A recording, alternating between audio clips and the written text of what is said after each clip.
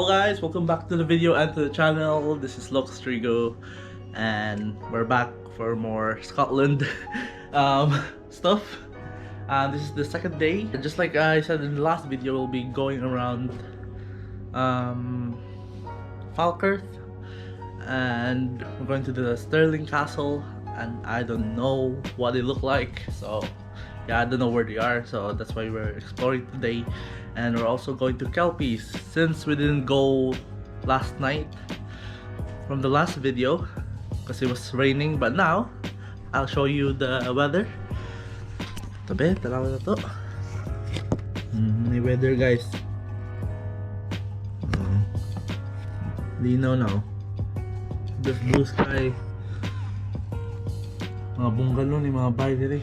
Mga piyag, mga bay. So yeah. We're going around today and it's we have a nice weather, so yeah, let's go. You where I slept last night, this is where I slept in the lounge. Hey, it's comfortable sleep, so yeah, not bad. It's leather. Alam mong nawag yun, walang habol, fluffy kayo.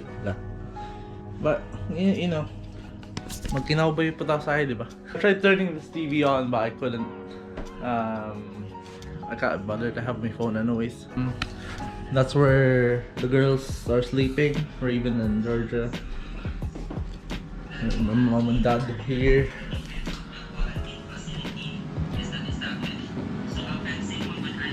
At Papa na kuan sa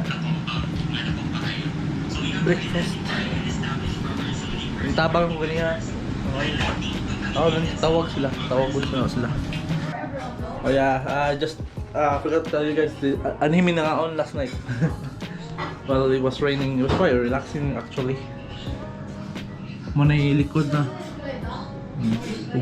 hill na dira. May trampoline. I don't know if I showed this in the last video. May mga outdoors na lingkuragan. Conservatory. Kanang electric fan di na matuyo kay maigo ag roof. You can see the line. You can see the line already. Yeah. Nanilinya na. Masabod mo siya. Miscalculation. Wala. Sige, mga on sa mi guys.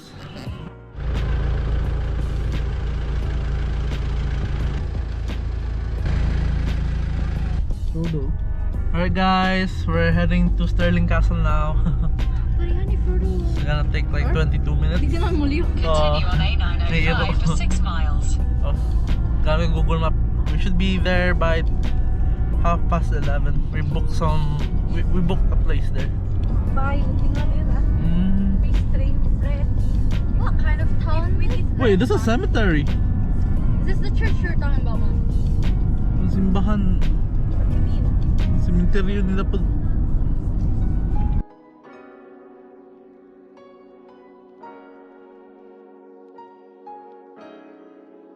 There's lots of barbers.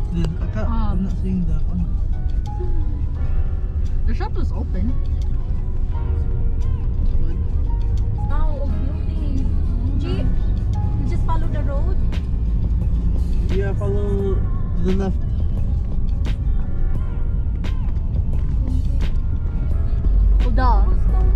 Oh yeah. That's great. Look out, look. Destination is on the road.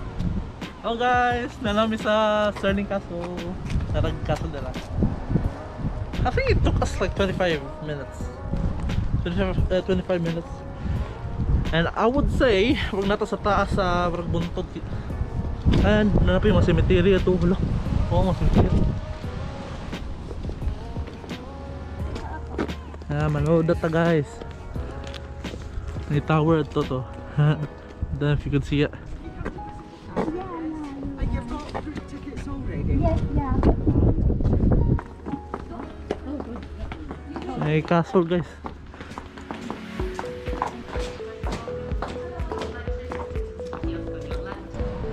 Renovate yung lugar guys.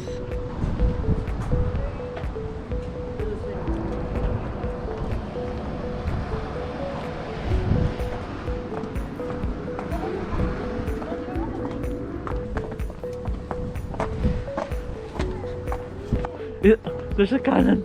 Ayun, see? Tapos, Kung dali mag-picture, magaling anak na. Just like fire.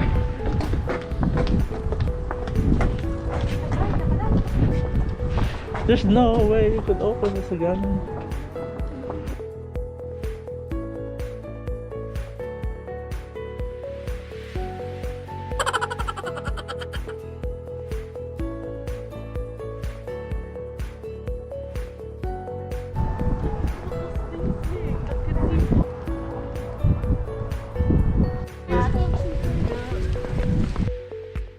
Masulot ta sa castle.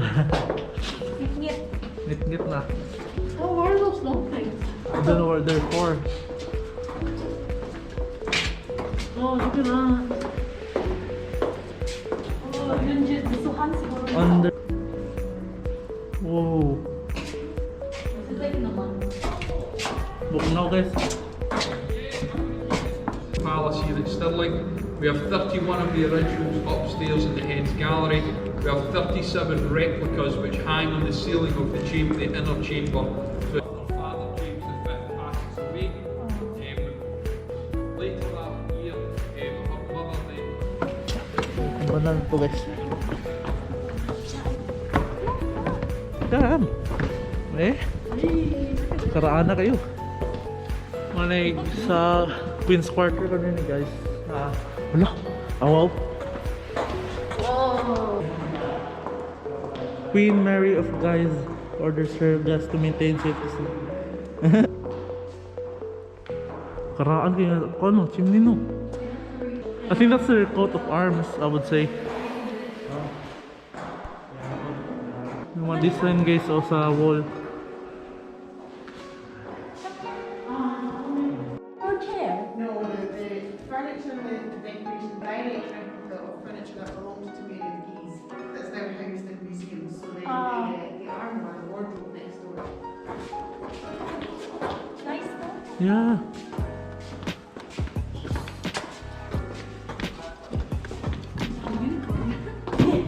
Yeah, I think that's their coat of arms. Design sa kung ano. Oh, her bed. Look at the door.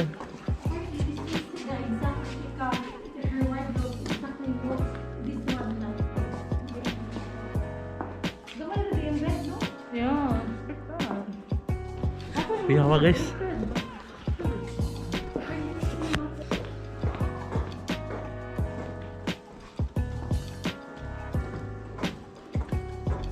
May bintana, guys, oh. May daan pala sa Queen. We're going to the next room. Oh. Kapoya, mag-design ka ng mga ceiling, no?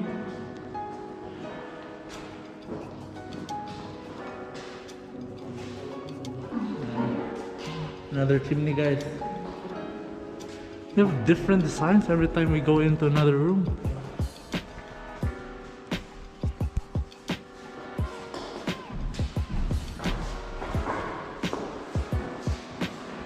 King's Inner Hall.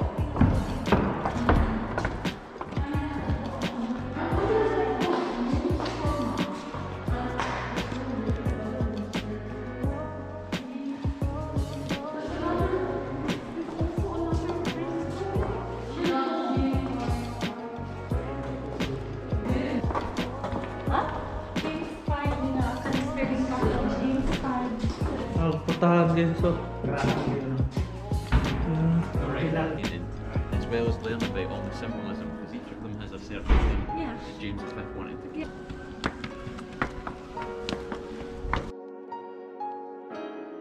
Nakita speakers, mga replica na to sila. So the one that we're going in right now is the mga original yun. Ito ang palace. Mawili ng King James V yun ni palace.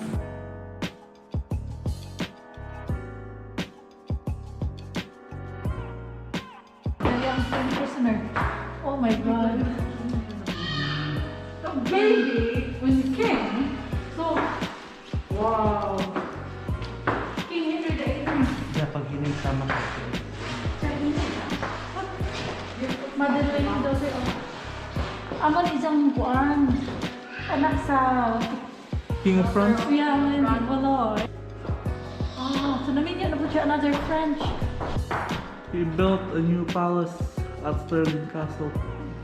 So this already has that one.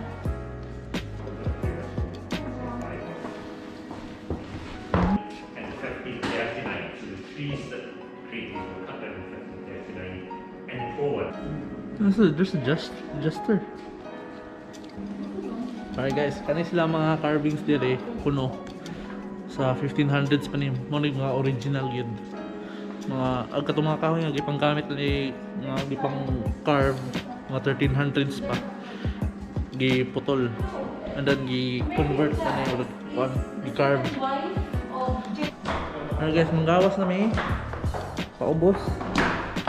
Si Papa kasi inspect sa kahoy. Ang lansa landscape. Ang lansa ko, mga square itong mga lansa. Even just looking at things that are very old, like ito, Money beam. you could tell that, you know, they have a lot of story behind them. Not the paint, I think, I don't know. Karaan mo? Hmm? Karaan nga, paan pa doon sa una. Ang gamit ng lansa. Wow, kasi nasa taas guys. Nakamura yung makakita. Nasirik ko na guys. Sa mga King and Queen. Sa anak sa mga King and Queen day. Wow!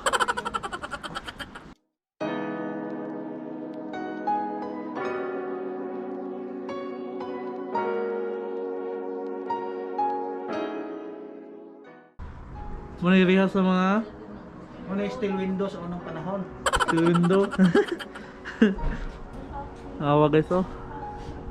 Kuyog kahoy oh. Namit tanawon.